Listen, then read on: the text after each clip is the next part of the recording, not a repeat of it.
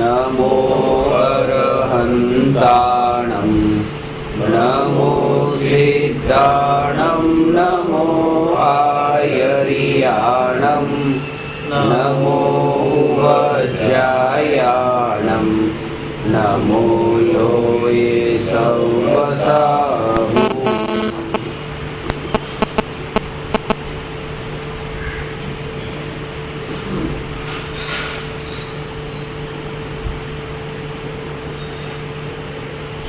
આત્મામાં અનંત ગુણો છે. એ અનંત ગુણોમાંથી એકમાત્ર શ્રદ્ધા ગુણની શુદ્ધ પર્યાય પ્રગટ થવાનું નામ સમ્યક દર્શન છે. સમસ્ત ગુણોની શુદ્ધ પર્યાય પ્રગટ થવાનું નામ તો મોક્ષ છે,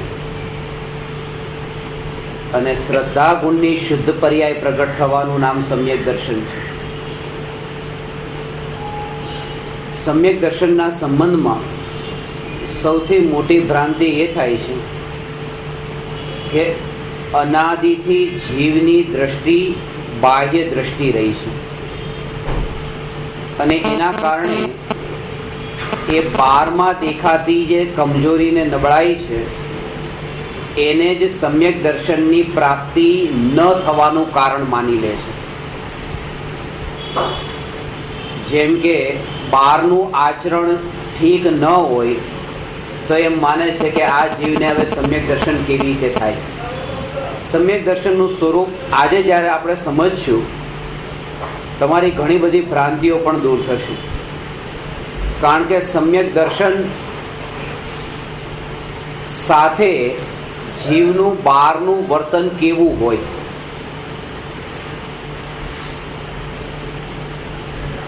બહારનું વર્તન જે છે એ અનેક પ્રકારનું હોય. જેટલા જેટલા જીવ એટલા પ્રકારનું બહારનું વર્તન. જો 1000 સમ્યક દ્રષ્ટિ છે તો 1000 પ્રકારના બહારના જુદા જુદા પ્રકારના વર્તનો હશે. પણ અંતરમાં જે ત્રિકાળી ધ્રુવ ભગવાન આત્મામાં શ્રદ્ધાનું સમર્પિતપણું એ 1000 નહીં પણ અનંત સમ્યક દ્રષ્ટિઓનું એક સરખું હોય છે, જે દેખાતું નથી. અને એના કારણે જે બહારનું આચરણ દેખીને કોઈને ઊંચો જ્ઞાની, કોઈને નીચો જ્ઞાની, કોઈને આપણે જે ભાગમાં વિભાજિત કરીએ છીએ એ બહારનું ચારિત્ર દેખીને. આજે હું તમારી સામે 4 ક્ષાયિક સમ્યક દ્રષ્ટિઓના દ્રષ્ટાંત આપીશ કે જેના ઉપરથી તમને ખબર પડે કે સમ્યક દ્રષ્ટિ જીવની બહારમાં કેવી અવસ્થા હોય છે અને અંતરમાં કેવી પ્રતીતિ હોય છે. પહેલું દ્રષ્ટાંત તો છે ભરત ચક્રવર્તી ક્ષાયિક સમ્યક દ્રષ્ટિ. ભરત ચક્રવર્તી કે જે તદ્ભવ મોક્ષગામી છે, એ જ ભવે આગળ જઈને મોક્ષે જવાના હતા. અને એ ભરત ચક્રવર્તીને ચક્ર છોડવાનો ભાવ આવે છે પોતાના સગા ભાઈ પર, બાહુબલી પર. અને એ બાહુબલી એટલે કે જે એ પણ એ ભવે જ મોક્ષે જનારા. અને એમને તો નીતિથી ને ન્યાયથી પોતાના પિતા થકી જે જમીન મળી હતી અને એ જમીન એમને પોતાની પાસે રાખવા માંગતા હતા, અને એ જમીન ભરત ચક્રવર્તીને એવી ઈચ્છા કે આ જમીન મને મળી જાય, હું ચક્રવર્તી 6 ખંડનો ધણી. એટલે કે પિતા થકી જે વારસામાં મળેલી જમીનને લેવાનો જે ભાવ, આવો ભાવ આવ્યો એ ભવે મોક્ષે જવા વાળા એવા બાહુબલી એના પર ચક્ર ચલાવ્યું. અને આવો તીવ્ર ક્રોધનો ભાવ, આપણે કીડી પર પગ નથી મૂકતા, માખી મચ્છરને નથી મારતા, તો એ સમ્યક દ્રષ્ટિ ચક્રવર્તી જ્યારે બાહુબલી પર ચક્ર છોડે ત્યારે એ ચક્ર છોડવા પાછળ એમનો ક્રોધનો ભાવ કેટલો હશે એનું અનુમાન લગાવી શકાય. એક આ ચક્રવર્તી જે એ ભવે પોતે પણ એ ભવે મોક્ષે જવા વાળા છે. બીજા સમ્યક દ્રષ્ટિ સ્વધર્મ ઇન્દ્ર. સ્વધર્મ ઇન્દ્ર એટલે તીર્થંકર ભગવાનનો જન્મ કલ્યાણક જ્યારે હોય, જન્મ થાય એ સમયે અહીંયા આવીને પોતે નાચે છે. એમને બીજા કોઈમાં રસ નથી, ખાલી બસ પોતાના જીવનમાં એક વાર નાચે, એક જ વાર. સ્વધર્મ ઇન્દ્ર જ્યારે તીર્થંકરનો જન્મ થાય ત્યારે જ. એટલે જ્યારે પંચકલ્યાણક પ્રતિષ્ઠા મહોત્સવ હોય છે એ સમયે જે લોકો એ પંચકલ્યાણક પ્રતિષ્ઠા મહોત્સવમાં તીર્થંકરના જન્મ કલ્યાણકના પ્રસંગે જે નાચતા હોય છે ધામધૂમથી, પારણું ઝુલાવતી વખતે જે નાચ ગાન ચાલે છે, તો આવું નાચ ગાન તો સ્વધર્મ ઇન્દ્રએ પણ કર્યું હતું, એટલે આપણે પણ કરીએ. પણ એ કોઈ વિચારતું નથી કે સ્વધર્મ ઇન્દ્ર તો પોતાના જીવનમાં એક વાર નાચે છે, અને આ મહિને મહિને જ્યાં જ્યાં પંચકલ્યાણક થતા હોય ત્યાં બધે નાચે છે. બીજું કે સ્વધર્મ ઇન્દ્રને જે નાચવાનો ભાવ એ સહેજે આવે છે, અને આ જે નાચવાનો ભાવ છે સહેજ નથી, એની પાછળ કેટલાય પ્રકારનો દંભ અને માયાચાર છે.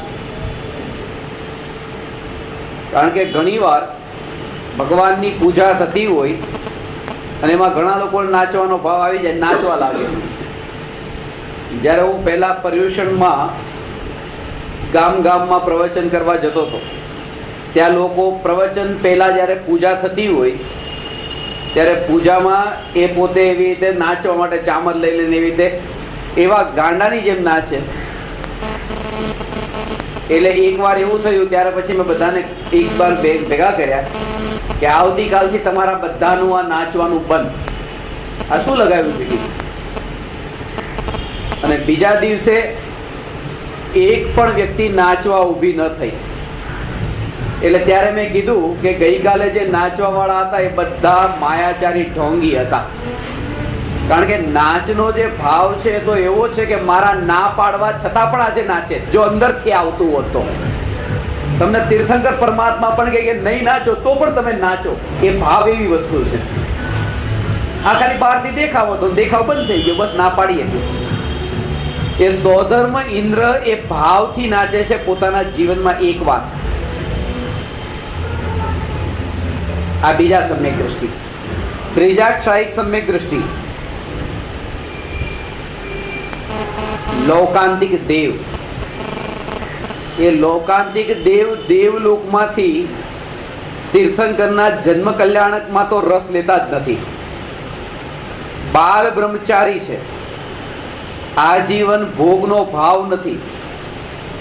એવા બાલ બ્રહ્મચારી લૌકાંતિક દેવ અહીંયા આવે છે જ્યારે તીર્થંકરનો દીક્ષા કલ્યાણકનો અવસર હોય છે ત્યારે.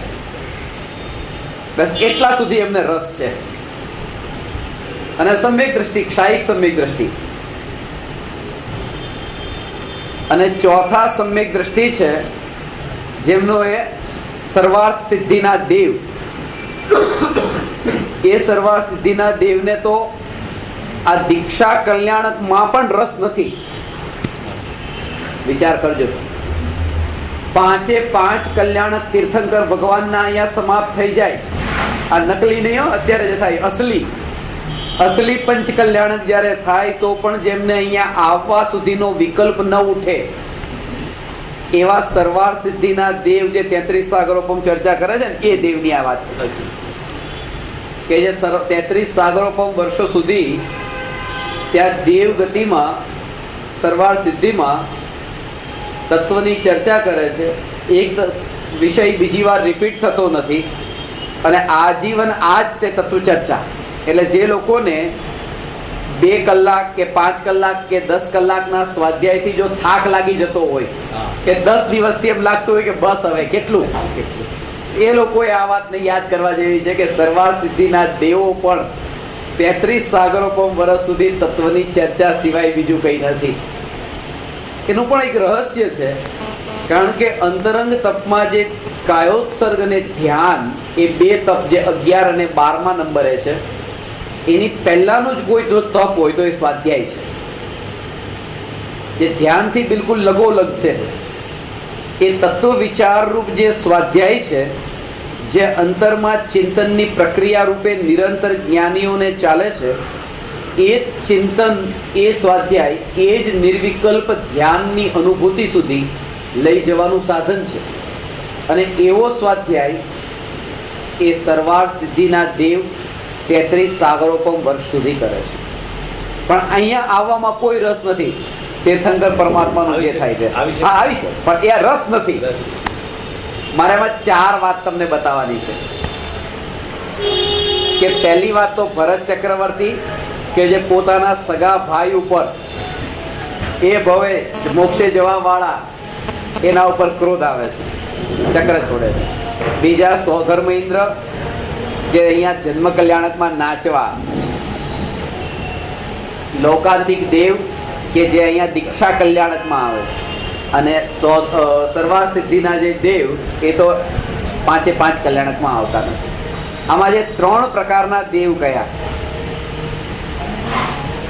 સ્વધર્મ ઇન્દ્ર,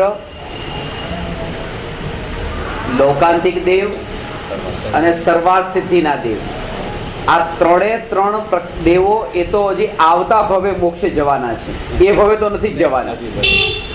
અને ભરત ચક્રવર્તી એ ભવે મોક્ષે જવા વાળા, જે એ ભવે મોક્ષે જવા વાળા છે, એવા સમ્યક દ્રષ્ટિને આવા પ્રકારના ભાવ,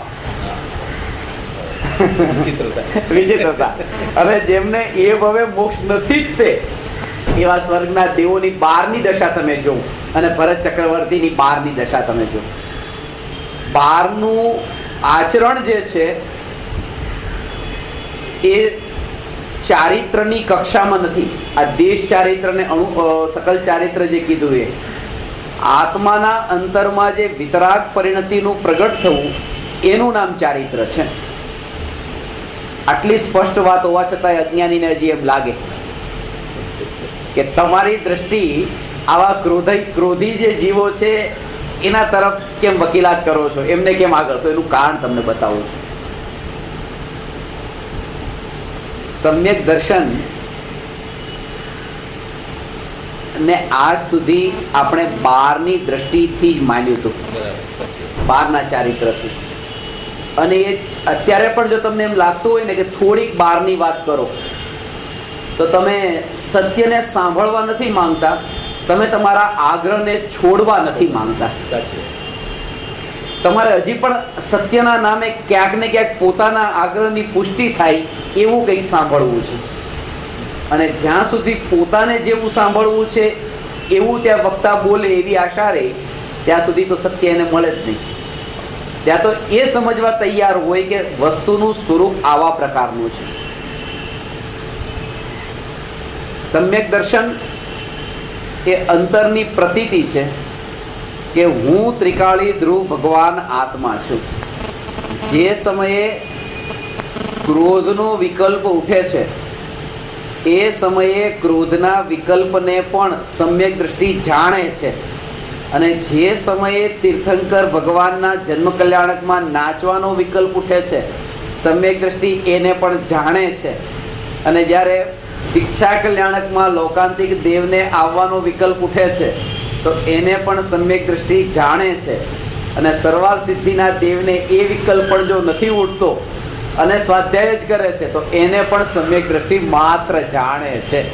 કારણ કે સમ્યક દ્રષ્ટિ જાણે છે કે આ બધા વિકલ્પો કર્મોદયજન્ય છે, એને જન્મ આપનારો કોઈ બીજો છે, હું ભગવાન આત્મા જાણનાર માત્ર છું. આવી પ્રતીતિ હોવાથી ચારેય સમ્યક દ્રષ્ટિ જીવને પ્રતિ સમય અસંખ્યાત ગુણી કર્મની નિર્જરા થાય છે. સમજાય?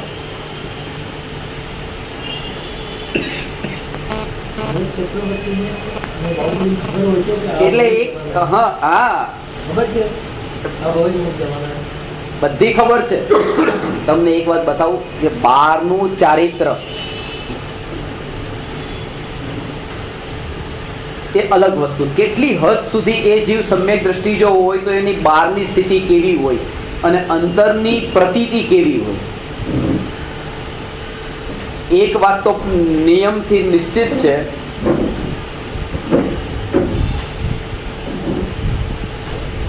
કે સમ્યક દ્રષ્ટિ જીવને 7 વ્યસનનો ત્યાગ હોય છે, બહારથી ને અંદરથી. એ બહાર અને અંદરનું સ્વરૂપ પણ તમને બતાવું કે બહારનું શું ને અંદરનું શું. કારણ કે બહારની સ્થિતિ જોઈને તો એમ જ લાગે કે આટલું બધું આ કેમ, આ પણ કેમ. હમણાં મેં 3 વ્યક્તિને ફોન કર્યા કે આજે હું થોડો મોડો આવ્યો છું એટલે મોડો આવીશ, રાત્રે મારી ટ્રેન કેન્સલ થઈ એટલે સવારે વિમાનથી આવ્યો છું. તમને ખબર છે કે હવે જે થવાનું એ થાય તો પછી ઘરે જ રહી જવું તો ખોટી આટલી આકુરતા કરીને એરપોર્ટ જવું ને પાછું બીજી વાર આ ટિકિટ કરાવીને આ કરાવું ને આ કરાવું, શું કામ આટલું? એને નહીં મળવાનું તો નહીં મળે. આટલી બધી આકુરતા શું કામ કરી? ક્ષમતા ભાવ રાખે તો ગઈ જવા તો બેસી દો ઘરે. સાધારણ દ્રષ્ટિકોણથી જોઈએ તો એ જ વિચાર આવે. હવે તમને ખબર પડે ને કે વિકલ્પ જે છે એ વિકલ્પ, કારણ કે જયારે એ જણાતું હોય કે સવારે 8 વાગે તમને આ વાત સાંભળવામાં આવવાની છે તો એ કેમ ના આવે? કેમ ના? હવે આ જ વિચાર કર્યો, અમારો પુણ્યનો ઉદય છે તો કે આ મળશે જ. સહજ જેવી જે પ્રકારની અમદાવાદના એરપોર્ટ ઉપરથી એક કીડી અહીંયા ઉપર બેઠી છે, અમદાવાદ થી સીધી મારી સાથે સફર કરે છે, ભાઈ ખલા સુધી અહીંયા સુધી રહી પણ ટેક્સીમાં રહી ગયા, અહીંયા ન આવી છે. જોતી વખતે જા ભાઈ તારું અલગ જગ્યાએ જવાનું છે, યોગ્યતા તારી બીજે છે, અહીંયા સુધી. જેની જેવી યોગ્યતા અને વિકલ્પોનો કરનારો તે હું નહીં. આ વાત ખાસ. સમ્યક દ્રષ્ટિનું સમ્યક દર્શન કોના બળ પર ટક્યું છે આ સમજવું બહુ મહત્વનું છે. જ્યારે પવન જઈ અંજનાને દેખીને બેહોશ થઈ ગયા, સમ્યક દ્રષ્ટિ હતા અને અંજનાને દેખીને બેહોશ થઈ ગયા. મારે અંજના, હું તમને આ વાત બતાવું છું. સમ્યક દ્રષ્ટિ જીવ કેટલી હદ સુધી બહારમાં એમના પરિણામો કેવા હોય, ચારિત્ર કેવું હોય ને અંતરની પ્રતીતિ કેવી હોય, અને કેટલા પ્રકારનું ચારિત્ર હોય ને પછી કેવું ચારિત્ર એ ક્રોસ ન કરે. આવું તો બધું હજી કરે. જેવી અંજનાને દેખી મારે અંજના જોઈએ, મારે અંજના જોઈએ, અંજના અંજના અંજના, તે બેહોશ થઈ ગયા. હોશમાં આવતા તે અંજના અંજના અંજના પવન જ એટલે હનુમાનના માતા પિતા. મારે અંજના જોઈએ, અંજના જોઈએ, અંજના જોઈએ. આ જમાનામાં કોઈ દીકરો જો પાપાને એમ કે એક છોકરી મને પસંદ પડી ગઈ છે ને મારે એ જોઈએ જોઈએ જોઈએ, તો એ પપ્પા તો એને કેટલો મૂર્ખ સમજે. જ્ઞાની તો બહુ દૂરની વાત, કેટલી હદ સુધી એને સમજે કે આ શું ગાંડો થઈ ગયો. પવન જ જઈને એ ભાવ થયો. અને જો જુવાની હોય તો લગ્ન કરવાના ભાવ, સ્ત્રી પ્રત્યેના ભાવ અને આવા પ્રકારના પણ ભાવ સમ્યક દ્રષ્ટિને પણ આવે લગ્ન કરવાના. હવે જો એ છોકરીને જોઈ અને છોકરીને જોઈને બેહોશ થઈ ગયા કે મારે અંજના અંજના અંજના અંજના. હવે અંજના અંજના અંજના, હજી સમ્યક દર્શન ન છૂટે. સમ્યક દર્શન કાયમ છે, કારણ કે એ ભૂમિકામાં આવા ભાવ હજી આવે. પણ જેવી ખબર પડે પપ્પા કે બેટા એ અંજના તો પરણેલી છે, બસ તરત જ પછી એના પ્રત્યેના કોઈ ભાવ ન આવે. પર સ્ત્રી સેવનનો ભાવ ન ઉઠે, પણ સ્ત્રીને સેવવાના ભાવ તો અહીંયા સુધીના પણ ઉઠે સમ્યક દ્રષ્ટિ જીવને. સમજાની વાત. કારણ કે પર સ્ત્રી સેવન એ પાછું 7 વ્યસનમાં જતું રહ્યું, અને સ્ત્રીનું સેવન જે છે એ મુનિ અવસ્થામાં બાધક છે. એ તો સમ્યક દ્રષ્ટિને હોય છે, કારણ કે 4થું ગુણસ્થાન છે. મુનિ અવસ્થામાં બાધક છે, બાધક છે.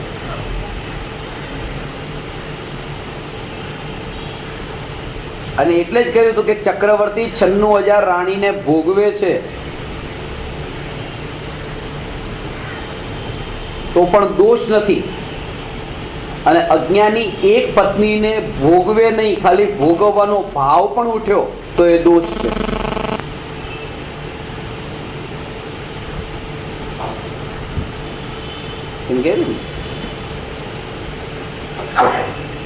એક ડોક્ટર 100 દર્દીઓની પાસે તપાસ કરવા જાય તો દર્દીનો ચેપ ડોક્ટરને નહીં લાગે, પણ દર્દીના સગાવાલા એ દર્દીને મળવા ન જઈ શકે. ડોક્ટરની મનાઈ છે, ચેપ લાગી જાય. કારણ કે ડોક્ટર જાણે છે કે ત્યાં શ્વાસ પણ કેવી રીતે લેવો, ઊભું રહેવું તો કેવી રીતે ઊભું રહેવું, કેટલું દૂર ઊભું રહેવું, કે એને પાસે એ જ્ઞાનની કળા છે. એ કળાના બળ પર આવા પ્રકારના આચરણના કાળે પણ એની અસર ત્યાં એમને નથી થતી ડોક્ટરને. બાકીને એકની બાજુ બીમારની બાજુમાં રહે તો પોતે 100 બીમારી લઈને ઘરે આવશે. તો સમ્યક દ્રષ્ટિ જીવ 96,000 રાણીને ભોગવે છે, વિઝિટ કરે 96,000 તો એ ચેપ નહીં લાગે. અને મિથ્યા દ્રષ્ટિ જીવ ભાવથી પણ જો એકને ભોગવે તો એને ભાવનો દોષ ત્યાં લાગ્યો છે. કારણ એનું એ છે કે એક પત્નીને ભોગવવાનો, કે એક પત્નીને કોઈ સ્ત્રી જેની પત્ની થઈ જ નથી એને ભોગવવાનો ભાવ ઉઠ્યો છે કે મારે આને પત્ની બનાવી છે, એ ભાવ ઉઠ્યો. મિથ્યા દ્રષ્ટિ જીવને એ જે ભાવ ઉઠ્યો, એ વિકલ્પ ઉઠ્યો, એ વિકલ્પ મારું સ્વરૂપ છે, મારે એને પોતાની બનાવવી છે. જો આ વિકલ્પ જે છે એ વિકલ્પ જે ઉઠ્યો, વિકલ્પ હતો આ સ્ત્રીને મારે પોતાની બનાવવી છે, શું છે? વિકલ્પ.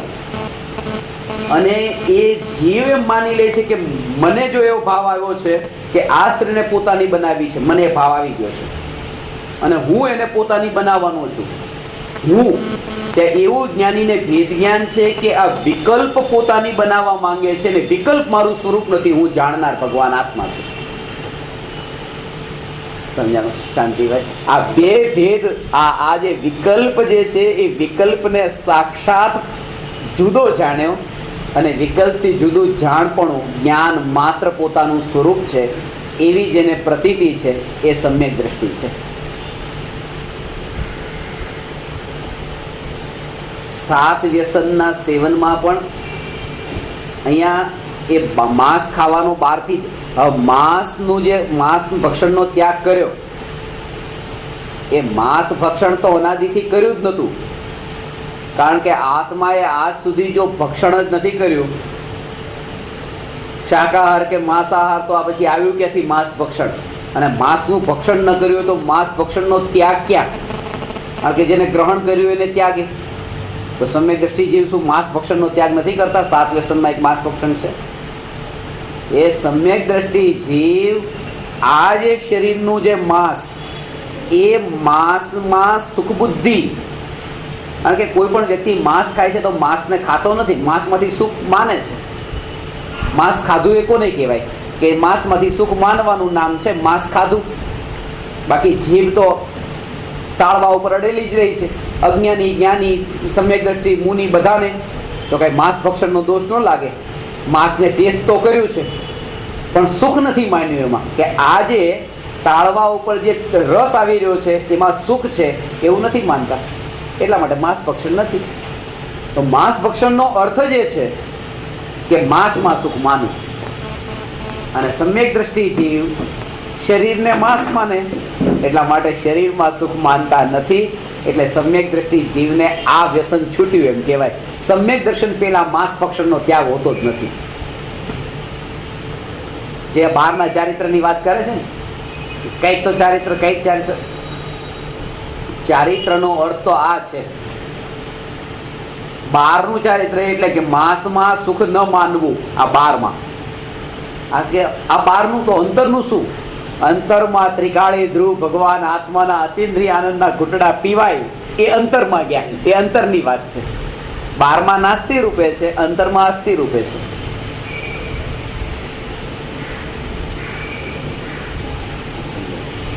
જે વસ્તુનો ત્યાગ આપણાથી થઈ શકતો નથી અને કોઈએ જો એ વસ્તુનો ત્યાગ કર્યો છે, એની આપણને એવી મહિમા આવે છે, એના કારણે આપણે જ્ઞાની પદે એને સ્થાપિત કરી દઈએ છીએ. મારાથી મનો ચપ્પલ વગર ન ચલાતું હોય, કોઈ ચપ્પલ વગર ચાલતું હોય તો મહિમા આવે છે.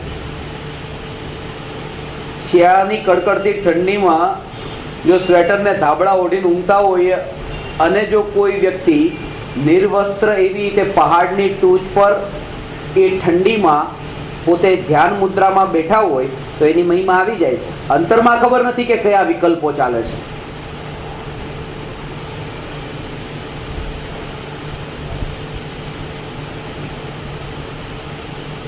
જેવા પ્રકારની અંતરની સ્થિતિ એવા પ્રકારનું બહારનું, જેવું છે એવું સહજ ને સરળતા. એ માયા નથી કરતા. સમ્યક દ્રષ્ટિ, જો સમ્યક દ્રષ્ટિને ઠંડીનો વિકલ્પ ઉઠ્યો છે, ધાબળો ઓઢી લીધો અને એ દ્રવ્યલિંગીને ઠંડીના વિકલ્પ છે તેમ છતાં પણ વિકલ્પોનું દમન કર્યું અને ત્યાં એવી રીતે પહાડની ટોચ પર છે, કર્મોનું બંધન છે.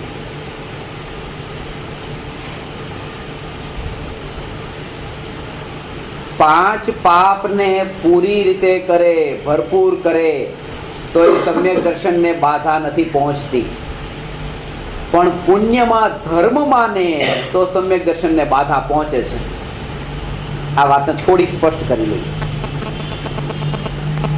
બે વાક્ય કયા? પહેલું પાપ વાળું, બીજું પુણ્ય વાળું. પાપ કરે ને પુણ્ય કરે એમ નથી કીધું. પાંચ પાપ તો ભરપૂર કરે તો એ સમ્યક દર્શનને બાધા નથી. અને પુણ્યના ભાવ જે ઉઠે વિકલ્પ, એમાં ધર્મ માને તો સમ્યક દર્શન ન થાય. કારણ કે પાંચ પાપ કરે એ કરવાનું નામ સમ્યક દર્શન છે જ નહીં, માનવાનું નામ સમ્યક દર્શન છે. અને પુણ્યમાં ધર્મ ન માને તો એ સમ્યક દર્શન છે. પાંચ પાપ, 7 વ્યસન.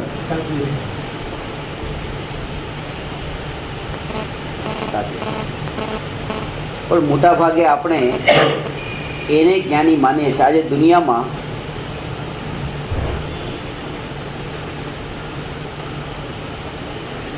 બસો કરોડ લોકો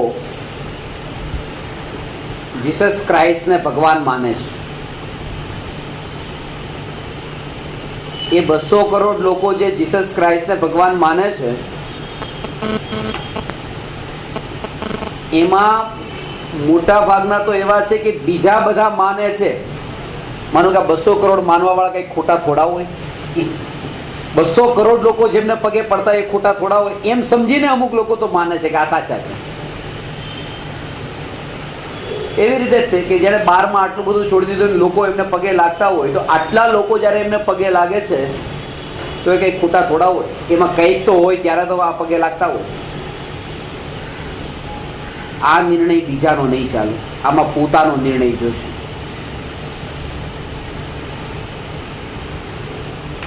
બાકી બધું બીજા પર છોડી દેવું. ઘરનું સંચાલન, ઘરની વ્યવસ્થામાં હજી બીજાને પૂછી લેવું કે દીકરા દીકરીના લગ્ન કરવા તો કોની સાથે કરવા, કેમ કરવું, સમાજમાં 2-4 જણાને પૂછવું હોય તો પૂછવાનું. આ જે નિર્ણય છે, તત્વનો નિર્ણય, અંતરનો નિર્ણય, એ પોતાનો છે. કારણ કે દુઃખ પોતાનું છે, પરિભ્રમણ પોતાનું છે, સંસાર પોતાનો છે, અને અનંત ભવની યાત્રાનો જે અનુભવ થયો છે એ પણ બધો પોતાનો છે. અને એમાં બીજાનો અનુભવ કે બીજાનો નિર્ણય ક્યાંય કામમાં નહીં આવે. એટલે પોતે જ વિચાર કરીને જ્યારે નિર્ણય કરે ત્યારે એનું આ કાર્ય થાય. આ તો 4 દાખલા મેં તમને આપ્યા, એ સમ્યક દ્રષ્ટિ થઈ ચૂક્યા હતા એમના. પણ કે આપણે તો હજી થયા નથી ને, આપણા માટેની વાત કરો કે આપણે કેટલી હદે આપણું ચારિત્ર કેવું હોવું જોઈએ.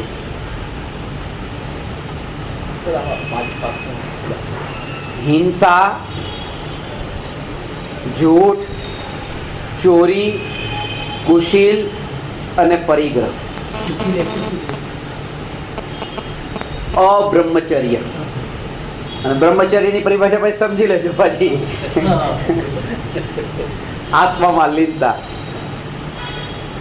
અહીંયા જે બ્રહ્મચર્ય શબ્દો છે એ 18,000 પ્રકારના જે બ્રહ્મચર્યના ભેદ છે ને, એ બ્રહ્મચર્યની વાત છે. અહીંયા જે 5 પાપની ચર્ચા કરી છે ને, ત્યાં બ્રહ્મચર્ય શબ્દનો અર્થ એ છે કે 18,000 પ્રકારના, એ 17,280 ને 720 કુલ મળીને લિવિંગ પ્લસ નોન લિવિંગ થી રિલેટેડ, એ 18,000 પ્રકારના શીલનું પાલન એ બ્રહ્મચર્ય. અને એનું પાલન ન કરવું એનું નામ અબ્રહ્મચર્ય. જેનું નામ છે, બીજું નામ છે કુશીલ. શીલનું વિરોધી કુશીલ અને પરિગ્રહ.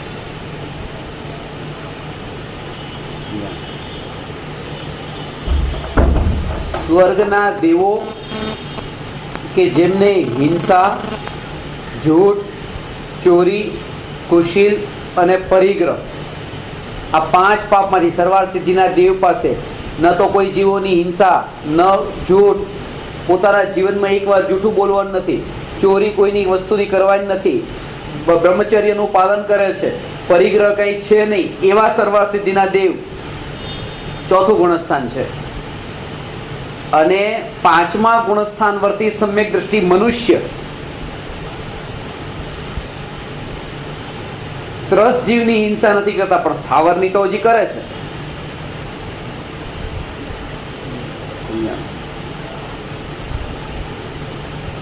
બિલકુલ સત્ય નથી બોલતા, ક્યારેક જરૂર પડે તો અસત્ય પણ બોલે છે. સત્યાણુ વ્રત છે, સત્ય મહાવ્રત ક્યાં છે? માટી અને પાણી તો કોઈને પૂછ્યા વગર હજી લઈ શકે છે. એ સ્વર્ગના દેવ તો માટી પાણી પૂછ્યા વગર નથી લેતા. એ સ્વર્ગના દેવ, સિદ્ધના દેવ તો પત્નીને, કોઈ સ્ત્રીને ભોગવવાનો વિકલ્પ નથી. અહીંયા પોતાની પત્નીને તો ભોગવે છે. અને ત્યાં પરિગ્રહ નથી એમને. કોઈ ધન ધાન્ય, દાસ દાસી, સોના ચાંદી, મકાન ખેતર આવું કાંઈ નથી. અહીંયા આટલું તો છે ને, ભલે મર્યાદામાં છે કે 5 ઘર નહીં તો 1 ઘર રાખશું, પણ 1 ઘરે રાખ્યું ને. કહેવાનો અર્થ એ છે કે 5 પ્રકારના પાપની અપેક્ષાએ સરવાળ સિદ્ધિના દેવ કરતા આ મનુષ્યના પાપ વધુ છે. તેમ છતાં એ ગુણસ્થાન 5મું છે અને એ દેવનું ગુણસ્થાન 4થું છે. આવું કેમ?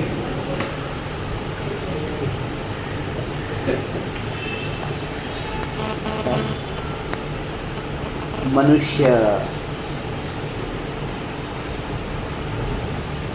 માં સંયમનો ભાવ છે.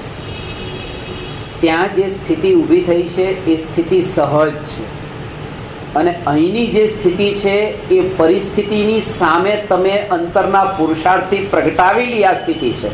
આ બેમાં રહસ્ય સમજજો. એક પ્રકારની સ્થિતિ જ ન હોય, જેમ કે શરીરની સ્થિતિ. 70 વર્ષની ઉંમર છે, બ્રહ્મચર્યનું પાલન કરે છે, તો એ બ્રહ્મચર્ય ક્યાં છે?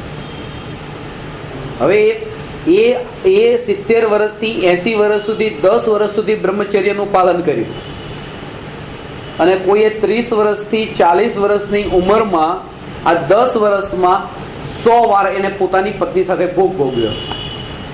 તો એ 100 વાર પણ જે ભોગ ભોગવ્યો છે એનું જે ચારિત્ર છે એ ચારિત્ર 60 થી 70 વર્ષ, આ 70 થી 80 સુધી, 10 વર્ષ સુધી ભલે એક પણ વાર ન ભોગવ્યો, એના કરતા તો ઊંચું ચડિયાતું કેવા છે.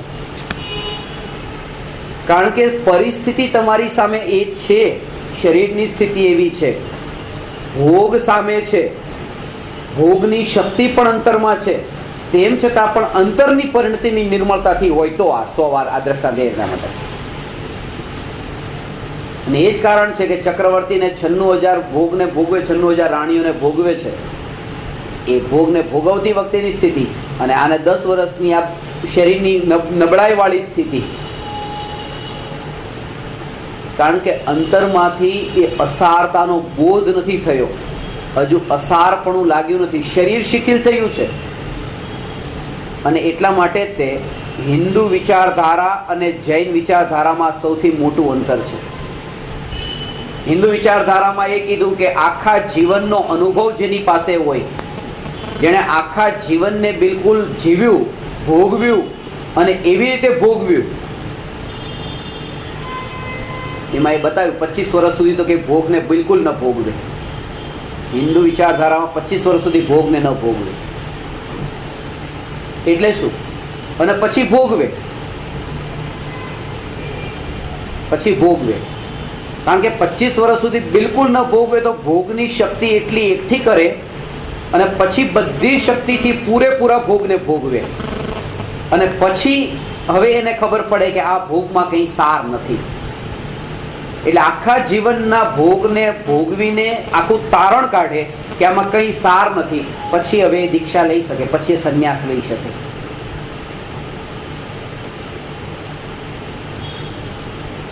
ગઢપણમાં જ્યારે આખા જીવનનો એને અનુભવ થયો કે આમાં ક્યાંય પણ આટલું આટલું ભોગવ્યું, હાથમાં કંઈ ન આવ્યું, સાર કંઈ ન નીકળ્યું.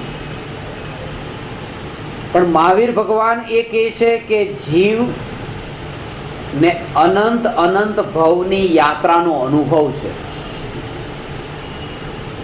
એણે ભૂતકાળમાં અનેક વાર આવા ભોગોને ભોગવ્યા છે.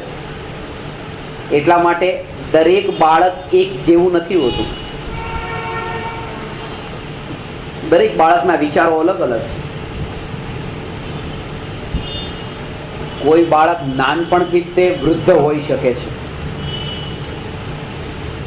જો એ બાળકને પોતાના પૂર્વ ભવના પૂર્વ જન્મના ભોગોની અસારતાનો બોધ હોય તો, પૂર્વ ભવની અસારતાનો જો બોધ હોય ભોગવેલા ભોગની, કારણ કે આ ભવ જ ક્યાં છે, ગયા ભવમાં ભોગવેલા ભોગની અસારતાનો બોધ જો એ 11 વર્ષના બાળકને પણ જો અંદરમાં થતો હોય કે ભોગ અસાર છે, તો ભગવાન કહે છે 11 વર્ષનું બાળક પણ બ્રહ્મચર્યનું પાલન કરી મુનિ દીક્ષા અંગીકાર કરી શકે છે. આખા જીવનને રાહ જોવાની જરૂર નથી. આ રહસ્ય તો એ જ છે કે ભોગ અસાર છે એવો બોધ થયા વગર એક સંન્યાસ ન લે. અને એને એ પૂર્વભવની યાત્રા જે કરી છે એમાંથી એને રહસ્યને સાર લીધો છે. આ 11 વર્ષનું એટલા માટે કુંદકુંદાચાર્યનો દાખલો આપું છું, જે પ્રેક્ટિકલ આવું આ દ્રષ્ટાંત. 8 વર્ષનું બાળક પણ એ લઈ શકે એ ઉદાહરણ થઈ ગયું, અને 11 વર્ષના કુંદકુંદાચાર્ય લીધી હતી એ ઉદાહરણ થઈ ગયું. ઉદાહરણ એટલે શાસ્ત્રનો રેફરન્સ, અને ઉદાહરણ એટલે કોઈ વ્યક્તિ સાથે એને જોડીને કે આ એ હતા એમ. આરાધના સારમાં લખ્યું છે કે આવી રીતે લઈ શકે. આ થયું ઉદાહરણ, અને કુંદકુંદાચાર્ય લીધી હતી, આ થયું ઉદાહરણ. જ્ઞાનીના ભોગ નિર્જરાના હેતુ છે, સમયસારના નિર્જરા અધિકારમાં લખ્યું છે, આ થયું ઉદાહરણ. અને ભરત ચક્રવર્તીને અસંખ્યાત ગુણી કર્મોની નિર્જરા થતી હતી, આ થયું ઉદાહરણ. તો એ જીવ આ પાંચેય પાપોને કરે છે. અને એટલા માટે કીધું કે જ્યારે શરીરની સ્થિતિ એટલી શક્તિથી ભરેલું શરીર હોય ત્યારે જ તેને તમે તપસ્યામાં, ત્યારે જ તમે એને અંતર્મુખ કરીને આત્માના ઉપયોગને ત્યારે અંતર્મુખ કરી દો. એટલે 24 તીર્થંકર ભર જુવાનીમાં દીક્ષા લીધી. આપણે એમ માનીએ છીએ કે ભોગ ભોગવવા માટે જ શરીરની શક્તિની જરૂર પડે છે, બસ પછી ત્યાગ માટે તો ગડપણ છે જ તે. પણ ખરેખર સંયમનું પાલન કરવા માટે એ શરીરની શક્તિની જરૂર પડે છે એવું આપણને લાગતું જ નથી. મહાવીર ભગવાનને લાગ્યું, 30મા વર્ષે એ મુનિ દીક્ષા અંગીકાર કરી. અને મહાવીર ભગવાને દીક્ષા લીધી હતી કે નહીં? લીધી હતી. 24 તીર્થંકરમાં 24 તીર્થંકરની દીક્ષા કલ્યાણકનો પ્રસંગ વચ્ચે આવે છે આખા જીવન પ્રસંગમાં. અને આપણે મોટી ભૂલ એ કરીએ છીએ કે એક જ ભવનો આપણને બોધ છે. આ વાત થોડી સૂક્ષ્મ અને રહસ્યપૂર્ણ છે, સમજવા જેવી છે. એક જ જીવનનો આપણને બોધ છે, આ જીવન. અને એની પહેલાના જીવનની સાથે આપણે કોઈ કનેક્શન જોડવા માંગતા જ નથી. આટલું જ જીવન. અને સાધના કરીએ છીએ ત્યારે આ જીવનને લક્ષ્યમાં રાખીને જ. એટલે તો આપણે વિચાર કરીએ છીએ કે મારે પરિગ્રહ છોડવો છે, અપરિગ્રહી થવું છે, છોકરા છોડવા છે, બૈરી છોડવી છે, પરવરને છોડવો, ઘર છોડવું, બધું છોડવું. પણ જે અનાદિથી ચાલી આવતો જે ક્રોધનો કષાય એ એક પરિગ્રહ છે, માનનો કષાય એક પરિગ્રહ છે. ઘણા લોકો મને પૂછે મારે પરિગ્રહ છોડવો છે તો અમારે શું કરવું? હું એ લોકોને કહું કે મિથ્યાત્વ છોડી દો. કે હે કે મિથ્યાત્વ એ પહેલો પરિગ્રહ છે, તો પરિગ્રહ છોડો તો છોડો, શરૂઆત ક્યાંથી કરો? અરે મિથ્યાત્વ છૂટ્યા વગર તો એ કઈ પરિગ્રહ છૂટતો નથી. અને ખાસ કરીને એનો છોડવાનો જે વિચાર હોય છે એ ખાસ તો પૈસાને છોડવાનો વિચાર હોય છે કે મારે પરિગ્રહ છોડવો છે. અને 24 પરિગ્રહમાં પૈસા નામનો કે પરિગ્રહ છે જ નહીં પાછો. એ ધનનો અર્થ પૈસા નથી, એ ધનનો અર્થ પશુધન છે. એ ગાય, ભેંસ, ઘેટા, બળદ, બકરા જે કાંઈ એનું નામ ધન છે.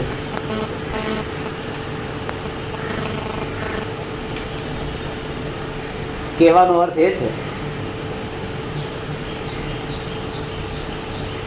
કે બહારનો જે ત્યાગ છે એ બહારના ત્યાગથી અંતરનું પરિવર્તન થતું નથી, અંતરના પુરુષાર્થથી અંતરમાં પરિવર્તન થાય છે.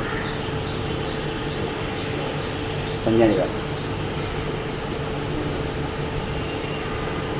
અનાદિનો જે ક્રોધ માન માયા લોભનો ભાવ છે એનો વિચાર નથી આવતો. મારે બસ હવે થાક લાગ્યો છે, હવે ત્યાગવું છે કંઈક. તો શું ત્યાગ્યું? કે જે નજરની સામે આ બધું દેખાણું, એવી બધી વસ્તુમાં લિમિટ બાંધી હતી. મારે આ છોડવું છે, મારે આ છોડવું છે, મારે આ છોડવું છે. પેલા 20 જોડી કપડા રાખતા તો 10 જ જોડી કપડા રાખ્યા, 10 રાખતા તો 5 જોડી જ કપડા રાખ્યા. છોડવું છોડવું, આ મર્યાદા. પણ એ વિચાર નથી આવતો કે અનંતાનુબંધી ક્રોધ હતો, એમાંથી કંઈક હવે 25% ઘટે, અનંતાનુબંધી જાય 4 કસાઈ ચોકડીમાંથી. એનું તો લાગતું જ નથી. એ એક ભાવનો આપણને બોધ છે. અને એટલા માટે એ અજ્ઞાની જ્યારે શાસ્ત્રોને વાંચે છે ત્યારે શાસ્ત્રોમાં પુરાણ આદિમાં જે તીર્થંકર વગેરે મહાપુરુષોનું જીવન ચરિત્ર એને વાંચે ત્યારે એને પણ એક ભાવથી જ વાંચે છે. એની સાથેની પૂર્વ ભાવની જે કથા જે જોડાવી જોઈએ જોડાતી નથી, જેના કારણે બહુ મોટો ભ્રમ થઈ જાય છે.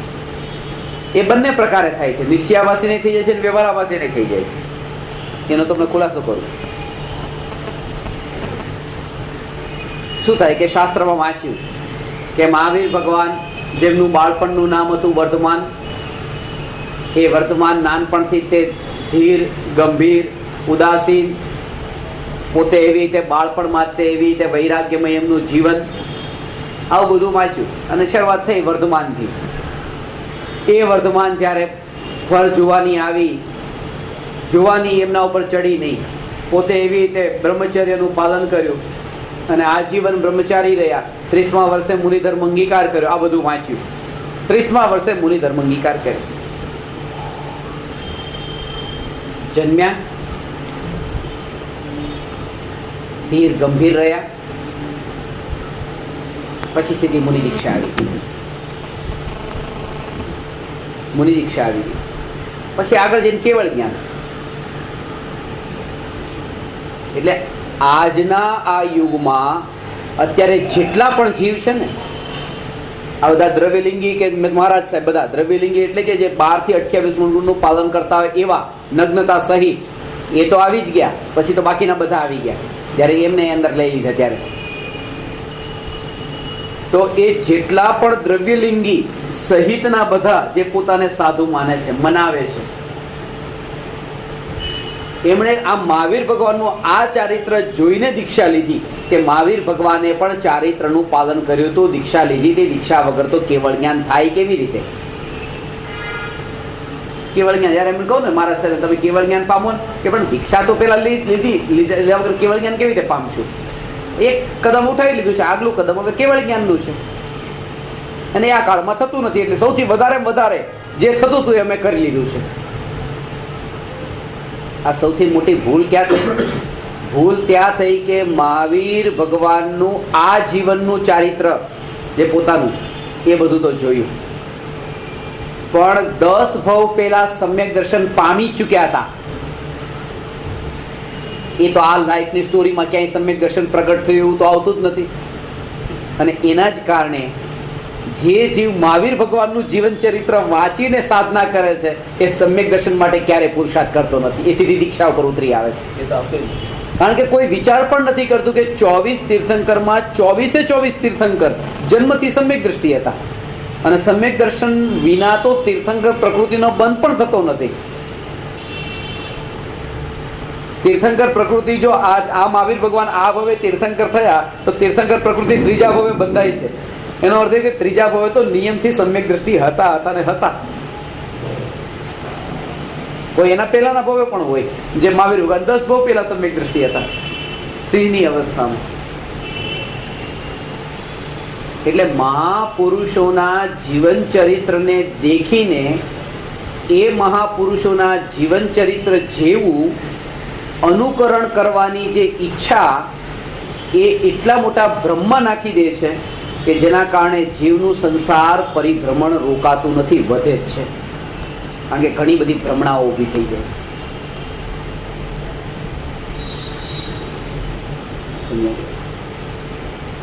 આ વાત એટલા માટે, કારણ કે મેં જયારે ધનરાજભાઈને એમ કીધું કે ધનરાજભાઈ તમે પણ એક દિવસ તો એવો આવશે કે મેં સપનું જોયું છે, હું જયારે સાધુ હોઈશ ત્યારે તમે પણ સાધુ હશો. અને મને સપનું આવ્યું હતું તો ધનરાજભાઈ પછી મને કીધું પણ તમે આ વાત બરાબર કીધી કે સાધુ હું હોઈશ, પણ સમ્યક દર્શન વિના સાધુ થાય કેવી રીતે? એટલે પેલા તો સમ્યક દર્શન માટે હું ટ્રાય કરું. હવે ખાસ વાત તો એ જ છે. કારણ કે જયારે સાધુ કીધા, મહારાજ સાહેબ નથી કીધા, સાધુ તો સમ્યક દર્શન વિના તો હોતા નથી. એટલા માટે જે જીવને એવો વિચાર આવે છે, સંસાર પરિભ્રમણનો થાક લાગ્યો છે અને ધર્મને પોતાનામાં ધારણ કરવાનો ભાવ જાગ્યો છે, એવા જીવનું પહેલું કર્તવ્ય એ છે સમ્યક દર્શનની પ્રાપ્તિ. બાકી અણુવ્રત, મહાવ્રત, ચારિત્ર એ પછી. આ આશ્ચર્ય તમને લાગે પણ તમે સમજજો તો બધું સમજાશે. તો 12માં આડેધડ વર્તન કરવું, કારણ કે સમ્યક દર્શન તો શ્રદ્ધાનું નામ જ હોય. તો જો આને સમજો, સમ્યક દર્શન તો આત્માની શ્રદ્ધાનું નામ છે કે હું ત્રિકાળી ધ્રુવ ભગવાન આત્મા જ છું, એ દ્રઢ શ્રદ્ધા, એનું નામ સમ્યક દર્શન. સમજાય?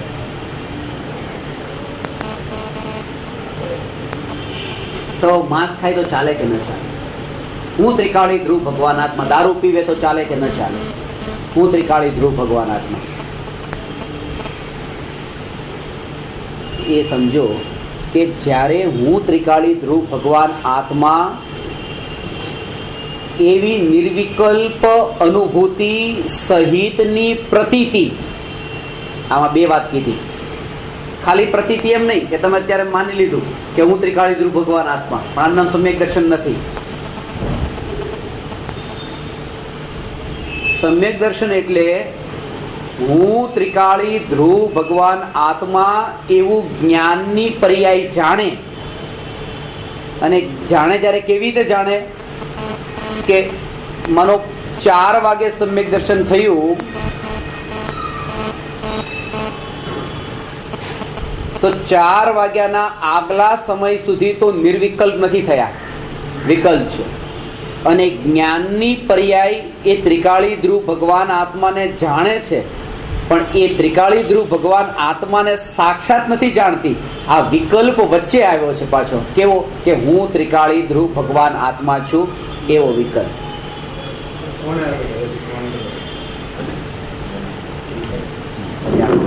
હું ત્રિકાળી ધ્રુવ ભગવાન આત્મા એવો જે વિકલ્પ, એવા વિકલ્પને જ્ઞાનની પર્યાય જાણે છે.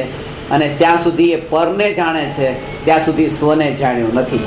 આગલા સમય સુધીની વાત કરી, નિર્વિકલ્પ અનુભૂતિનો આગલો સમય છે. હવે જે સમયે હું ત્રિકાળી ધ્રુવ ભગવાન આત્મા આવો જે વિકલ્પ, હું ત્રિકાળી ધ્રુવ ભગવાન આત્મા આવો વિકલ્પ, અને જ્ઞાન પર્યાય તો કોને જાણે છે? આ વિકલ્પને જાણે છે. વિકલ્પને જાણે છે તો વિકલ્પ હટાવવો કેવી રીતે? કે આ પ્રોસેસ તો ચાલતી હતી કે વિકલ્પ મારે આ કરવો નથી, તો વિકલ્પ એ કરવો નથી તો પાછો એ વિકલ્પ. એટલે એક વાત તો સમજી લેજો, તમને જે આ પ્રોબ્લેમ થાય છે ને મોટા ભાગે, કે હું જ્ઞાયક, હું જ્ઞાય, હું એ આ એક વિકલ્પ જ છે ને, આ વિકલ્પે નહીં જોઈએ. આ વિકલ્પે ન જોઈએ એવો વિકલ્પ તો અનુભૂતિ પેલા હોતો જ નથી. એટલો તો હોય છે કે હું જ્ઞાયક, એટલા માટે જે થઈ રહ્યું છે થવાનું, એને પણ સહજ રૂપે જો, એને પણ સહજ રૂપે જો. આ વિકલ્પ પણ મારે નહીં જોઈએ, કારણ કે આ વિકલ્પ એ વિકલ્પ જ છે ને, નિર્વિકલ્પ ક્યાં છે? એટલે હું જેમ જેમ રસ તૂટતો ગયો વિકલ્પનો, આ અંતરની પ્રોસેસ છે. વિકલ્પમાં કેટલી સુખ બુદ્ધિ છે, વિકલ્પનું ફળ કેટલું સુખદાયક માન્યું છે, વિકલ્પથી જગતમાં કાર્યો થાય છે એવી દ્રઢ પ્રતીતિ કેવા પ્રકારે છે, એ અનુસારે વિકલ્પ ટકી રહે છે. પણ જેમ જેમ એની અસારતા અને વિકલ્પોનું અકર્તાપણું, વિકલ્પોનું સહજપણું, વિકલ્પોનું પરપણું, વિકલ્પ માત્ર પર, વિકલ્પ માત્ર પર, વિકલ્પ માત્ર પર, આવી જાગૃતિ સહિત અંતરમાં હું ત્રિકાળી ધ્રુવ ભગવાન આત્મા.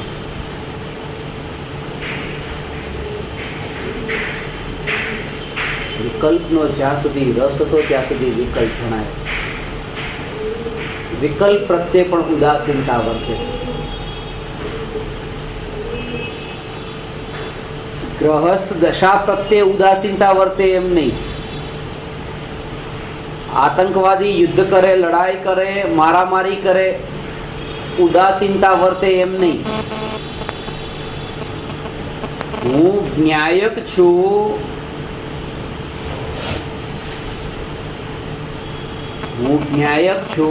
આવા વિકલ્પના કાળે એ વિકલ્પ પ્રત્યે પણ ઉદાસીનતા વર્તે.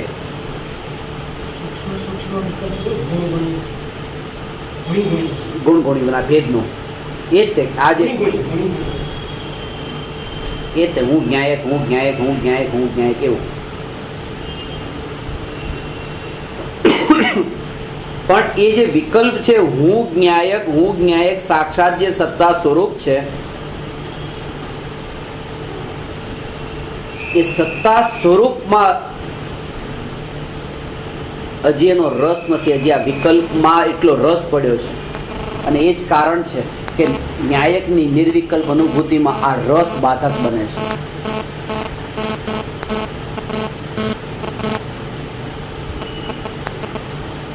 એટલે શું? અનુભૂતિના આગલા સમય સુધી જ્યારે આ વિચાર થાય છે ત્યારે લક્ષ્ય જે છે, લક્ષ્યનો નિર્ણય પેલા કરેલો છે. કારણ કે આ વાત એટલે કીધી કે દારૂ પીવે માંસ ખાય કે નહીં, પછી કે ન્યાયકની અનુભૂતિ જેને થાય એના 4 વાગે અનુભૂતિ થાય તો 4ના આગલા સમય સુધી હું જ્ઞાયક છું એવા વિકલ્પ, અને હું જ્ઞાયક છું એવા વિકલ્પ પેલા જ્ઞાયક સંબંધી તત્વ વિચાર ચાલતો હોય. આજે પ્રવચન સાંભળીને કે શાસ્ત્ર વાંચીને એમાં પણ પછી એનું સિલેક્શન થઈ ગયું હોય. શાસ્ત્ર તો અગાધ છે, એમાં કયા વાંચવા ને કયા નહીં, હવે એ ભૂમિકામાં સમજાય. બધા જ વચનો ભગવાનની, તીર્થંકર પરમાત્માની દિવ્ય ધ્વનિ છે. અને જ્યારે હું તમને એમ કહું કે હવે તમે ભરતેશ્વર ચરિત્રમાં અત્યારે હવે નહીં પડતા, તો હું તીર્થંકર પરમાત્માએ કહેલી દિવ્ય ધ્વનિનો અનાદર નથી કરતો, પણ કાળ અને ક્ષેત્રના અનુસારે અને દ્રવ્ય અને એના ભાવના અનુસારે આ 4 વાત સમજજો. કાળ અને ક્ષેત્રના અનુસારે, આ દ્રવ્ય અને એના ભાવના અનુસારે આ શાસ્ત્રમાં કરતા આ શાસ્ત્ર એ જીવને વધારે ઉપયોગી છે, એ દશા અનુસારે, ભૂમિકા અનુસાર છે. અનાદર તો કેવી રીતે થયો? એકને વાંચે ને એકને ન વાંચે. ખાસ વાત એ છે કે એ સમયની એની બીમારી કેવા પ્રકારની છે, બીમારીના અનુસારે દવા છે. દવા તો એ પણ હતી, પણ એ અલગ કોઈ બીમાર એના માટે હતી કે જે વિષય ભોગોમાં જ લાગેલો છે ને એમાંથી બહાર નીકળતો નથી, તો એને બતાવ્યું. પણ હવે જે જીવને આટલે સુધી તત્વ વિચાર કર્યો છે, તો હવે એને એ ન્યાયકની દ્રઢતા કેમ અંતરમાં આવે એવા ગ્રંથોના અધ્યયનનો ઉપદેશ છે. હવે એ અનુભૂતિના આગલા સમયે જ્યારે આવા પ્રકારના તત્વના વિચાર ચાલે, હું જ્ઞાયક એવો શાસ્ત્રનો સ્વાધ્યાય ચાલે, આ શાસ્ત્ર સ્વાધ્યાયને તત્વ વિચારથી, નિયમથી એ જીવના કશાય ભાવ એવા પાતળા પડી જ ગયા હોય કે આ 7 વ્યસનના સેવનનો વિકલ્પ ન ઉઠે. સહજ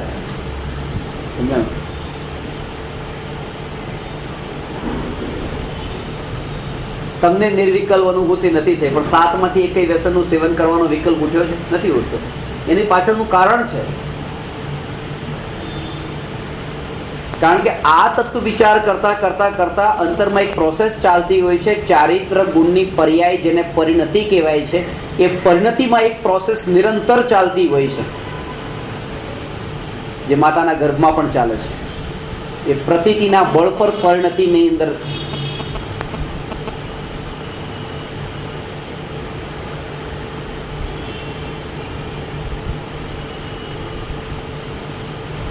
કે જ્યારે આ તત્વ વિચાર ચાલે છે ત્યારે તત્વ વિચારના કાળે એ પરિણતિમાં એવા પ્રકારની મંદતા, અનંતાનુબંધી કશાયનો અભાવ, એનું નામ સ્વરૂપાચરણ ચારિત્ર, એ તો સમ્યક દર્શન પછી.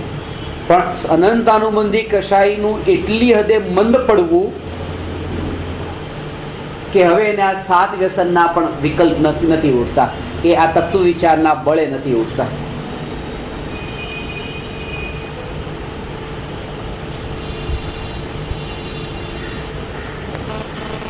આ કરવાનું કેમ કીધું? એ કાંઈક 7 વ્યસનનો ત્યાગ એ કરવાનું નથી કીધું.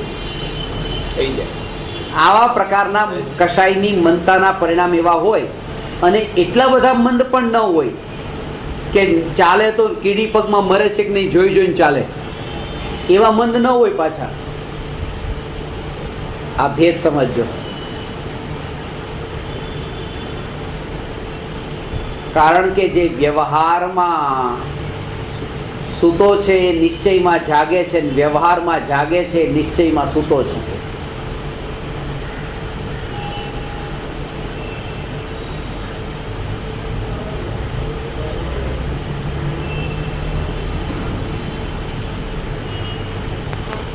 વ્યવહાર કરવા જેવો છે કે વ્યવહાર છોડવા જેવો છે? છોડવા યોગ્ય છે. તો નીચે જોઈને જ્ઞાની ચાલે છે એ શું છે? વ્યવહાર છે કે નહીં? તો આ નીચે જોઈને ચાલવા જેવું છે, કારણ કે વ્યવહાર તો છોડવા જેવો છે. વાત એ છે કે એક સ્થાને ત્રિકાળી ધ્રુવ ભગવાન આત્મામાં સ્થિર થવાવું, એનાથી ઉત્તમ બીજું કંઈ નથી. એ અપેક્ષાએ તો આવો વ્યવહાર પણ છોડવા જેવો છે. સમજાની વાત? એ ભૂમિકામાં, મુનિની ભૂમિકામાં, ગ્રહસ્થની ભૂમિકામાં પોતાના સ્વરૂપની વિસ્મૃતિ કરવા વાળો જેટલો વ્યવહાર હોય એ છોડવા જેવો છે. આ વ્યવહાર હોતો નથી, પણ આ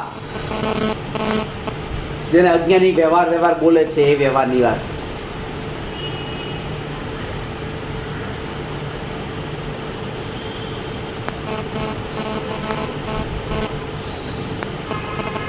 એક જ ઉપાય છે.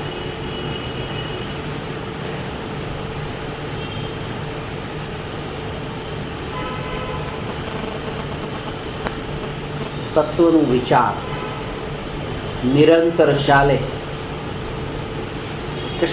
કશાયના પરિણામમાં એ નીચે જોઈને ચાલે છે તો પર્પઝલી કીડીને મારવાનો ભાવ નથી આવતો ને, એ ભાવ તો નથી આવ્યો ને. હા, હિંસાનો ભાવ જે છે, હિંસાનો ભાવ આ જાણી જોઈને થોડો આવ્યો હતો. પગમાં મરી તો એટલે ચાલે કે ના ચાલે? સમ્યક દર્શનમાં પંચેન્દ્રિયને વધ કરવાનો ભાવ તો જાણી જોઈને આવે છે. આ જાણી જોઈને, ઇન્ટેન્શનલી, પર્પઝલી. પણ અંતરની પ્રતિતત્વ વિચાર, કોઈ પણ વિકલ્પ ઉઠે, સમજાણું માંગીલાલજી? કોઈ પણ વિકલ્પ ઉઠે, કોઈ પણ વિકલ્પ ઉઠે ત્યારે પહેલી શરૂઆત ત્યાંથી વિકલ્પમાં રસ ન હોય.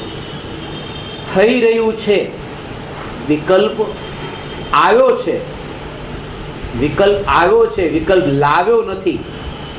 આ જાગૃતિ ઉદયગત ચાલી રહ્યું છે, ઉદયગત છે.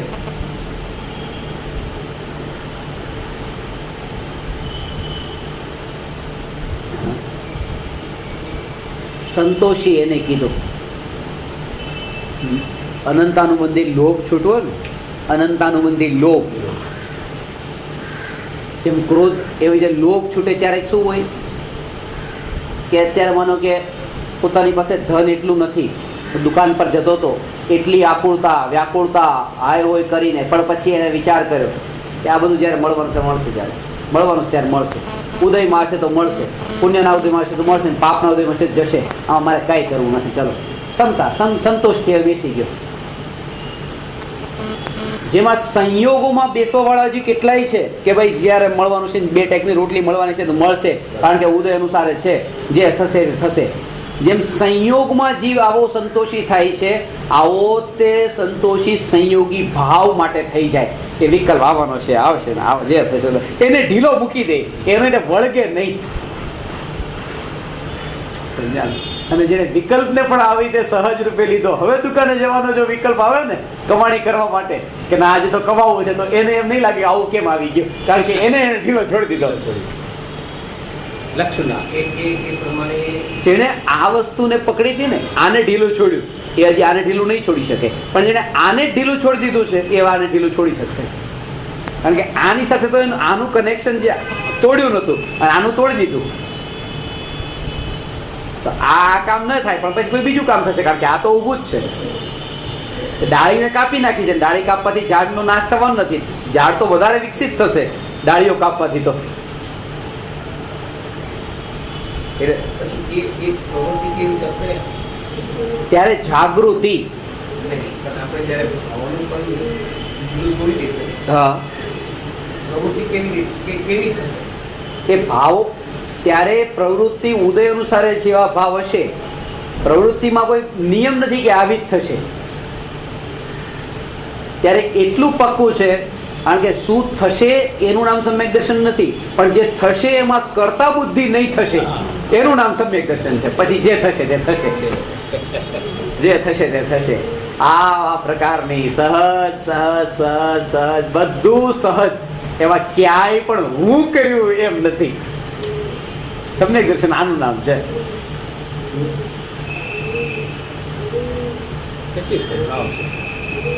આ દિવસ સુધી એવું જ સાંભળ્યું છે બધી જગ્યાએ, જ્યાં પણ ગયા આ રીતે થયું કે નથી થયું એવો આભાસ ક્યારે થાય? આભાસ થાય છે થઈ ગયું છે પોતાનું.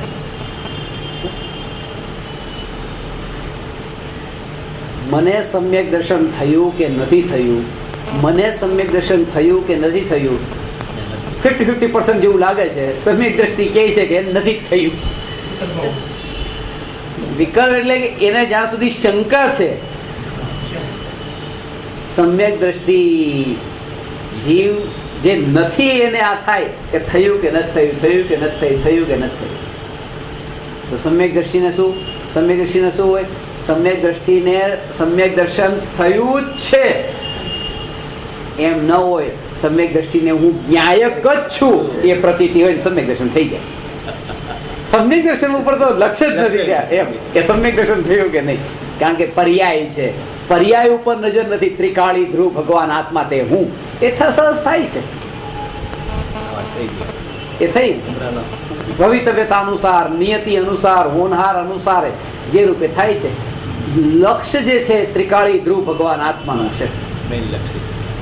પણ એ વખતે એ જે અતિન્દ્રિય આનંદના ઘૂંટડા પણ આવતા હોય અંતરમાં, પ્રત્યેક પ્રદેશ પર જેમ દુઃખનું વેદન થતું હોય છે, રાગનું વેદન થતું હોય છે, એવી રીતે પ્રત્યેક પ્રદેશ પર આનંદનું વેદન થાય, પણ પ્રદેશના ભેદોથી કે પ્રગટેલા સુખના વિકલ્પોથી એ અનુભૂતિમાં જોડાણ ન હોય.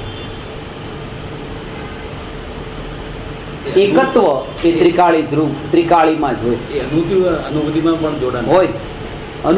અનુભૂતિના કાળની આ વાત છે. આનંદ પ્રગટ્યો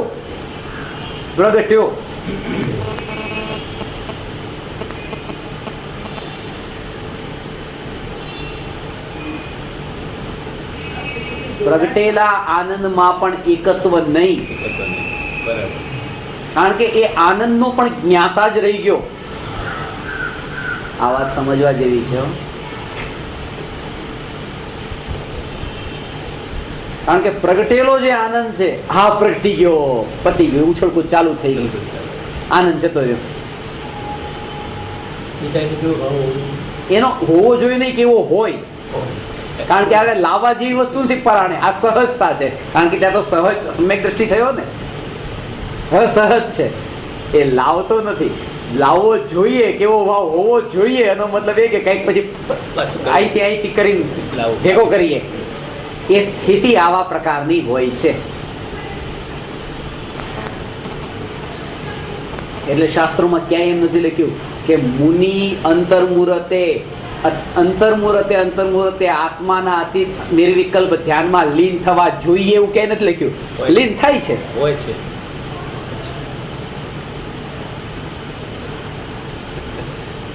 આ તો પછી લાવવા જેવું કે લાવીને ક્યાંથી લાવે? આ ક્યાંથી લાવે? એટલા માટે જ્યારે એક સ્થિતિ, પણ આના માટે બહુ મહત્વની વાત એ છે કે લક્ષનો નિર્ણય સમજાણ એ પોતાના ત્રિકાળી ધ્રુવ ભગવાન આત્મા જે નિજ પરમાત્મા એના લક્ષ્ય પ્રગટ થયેલું જે આ સમ્યક દર્શન ને સમ્યક દર્શનની સાથે, સમ્યક દર્શનના કારણે નહીં, પાછું આ સમ્યક દર્શન પ્રગટ થયું એટલે આનંદ પ્રગટ થયો એમ નહીં, સમ્યક દર્શનની સાથે પેરેલલી ત્યાં આનંદની પર્યાય પણ છે, કારણ કે સમ્યક દર્શન શ્રદ્ધા ગુણની પર્યાય છે અને અતિન્દ્રિય આનંદ એ સુખ ગુણની પર્યાય છે. અને એ સુખ, અતિન્દ્રિય સુખ અને સમ્યક દર્શન એ બંને વચ્ચે અતદભાવ છે, કોઈ સંબંધ જ નથી. એક પર્યાય બીજી પર્યાય નો કરનાર નથી. તો આના કારણે આનંદ કેવી રીતે આવ્યો? એ સમ્યક દર્શન જે પ્રગટ્યું, અતિન્દ્રિય આનંદ જે પ્રગટ્યો, જે પર્યાયમાં પ્રગટ છે, સમ્યક દ્રષ્ટિ જીવ એને માત્ર જાણે છે અને એને માત્ર જાણે જ છે.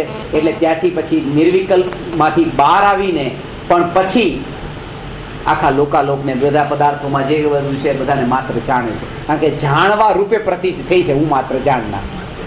લક્ષ ચુકાયું નથી, ત્રિકાળીનું લક્ષ ચુકાયું નથી. આવું સ્વરૂપ છે. વિશેષ જે આના સંબંધમાં લેશું થોડું કાલે આવતીકાલે. નમો અરહંતાણમ નમો સિદ્ધાણમ નમો આયરિયાણમ નમો વજ્રાયાણમ નમો લોહિ સવસા